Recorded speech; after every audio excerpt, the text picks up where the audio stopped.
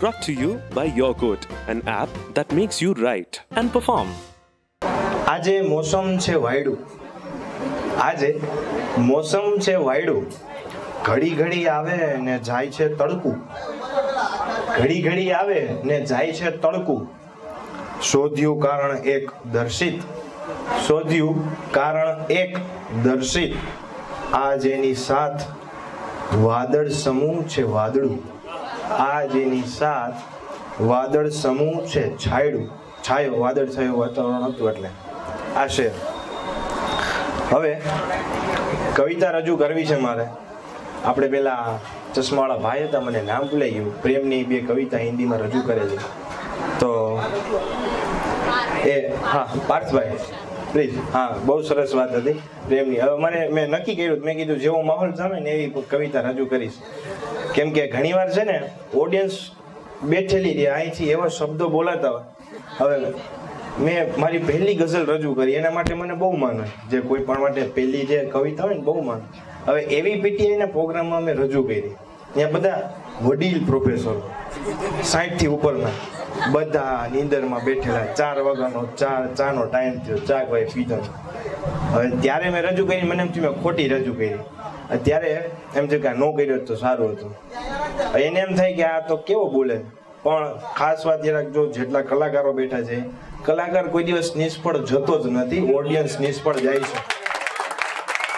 Audience નિષ્ફળ જાય, કલાકાર કોઈ દિવસ નિષ્ફળ ન જાય.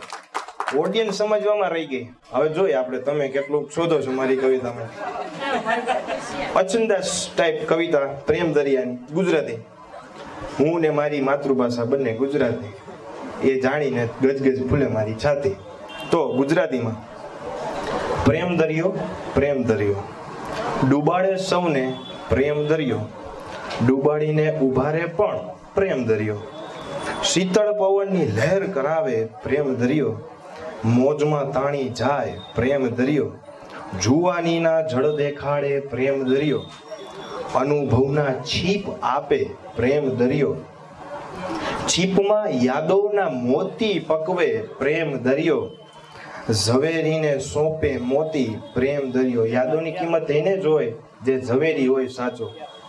એ યાદોનો ઉપયોગ કરીને કવિતા, આર્ટિકલ ને આખું ફિલ્મ પણ લખી શકાય એવી યાદો. તીખો તુરો ખટ મીઠો લાગે, તીખો તુરો ખટ મીઠો, બધી જાતના સ્વાદ ચાખવા મળે પ્રેમ થયો ને તો.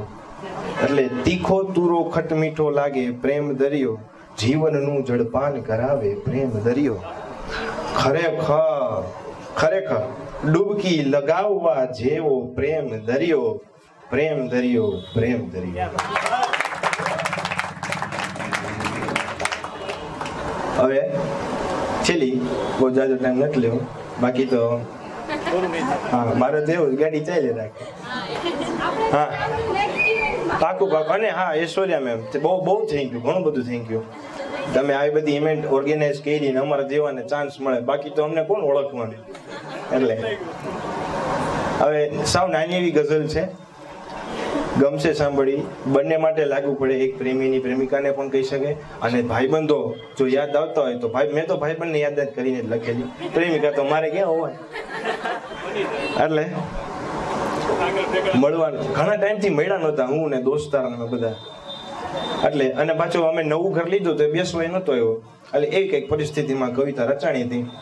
માફ કરજે દોસ્ત, નથી મળી શકતો તને હું, માફ કરજે દોસ્ત, નથી મળી શકતો તને હું, છતાંય તારા વિના નથી રહી શકતો હું, છતાંય તારા વિના નથી રહી શકતો હું.